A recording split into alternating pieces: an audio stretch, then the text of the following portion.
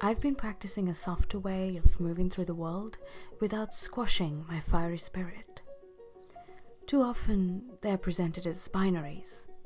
If you care deeply enough about something to want to get it right or do your best, you or others might label that as perfectionistic or ambitious. Honestly, we sometimes do try to exert too much control over the outcomes rather than focus on the process itself. On the flip side, if we prioritize taking care of ourselves and avoiding the chaos, we might label that as being cushy or stagnant.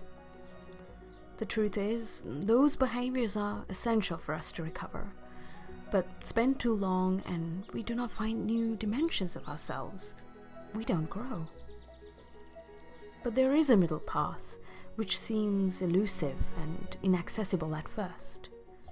It might take us oscillating from one extreme to the other many, many times before we are finally able to glimpse and maybe even briefly sustain that peaceful center.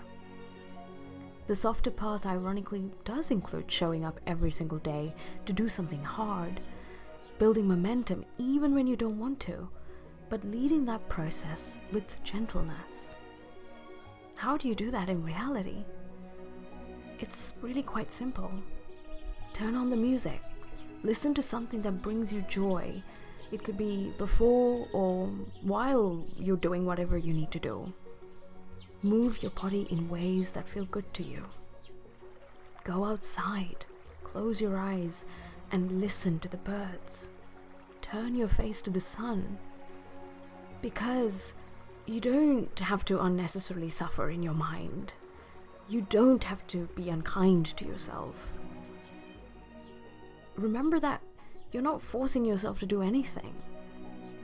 This is a choice. You are choosing to show up. And when you remind yourself of that, hard things become just a little bit lighter.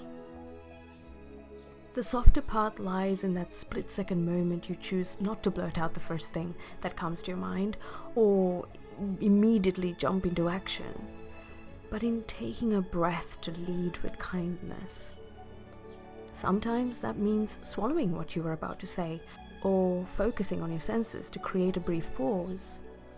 Sometimes it's a reframe that begins with I and not you. And when we falter, which we inevitably do, we find it in genuine remorse and in course correction. Hermann Hesse writes, "Gentleness is stronger than severity. Water is stronger than rock. Love is stronger than force."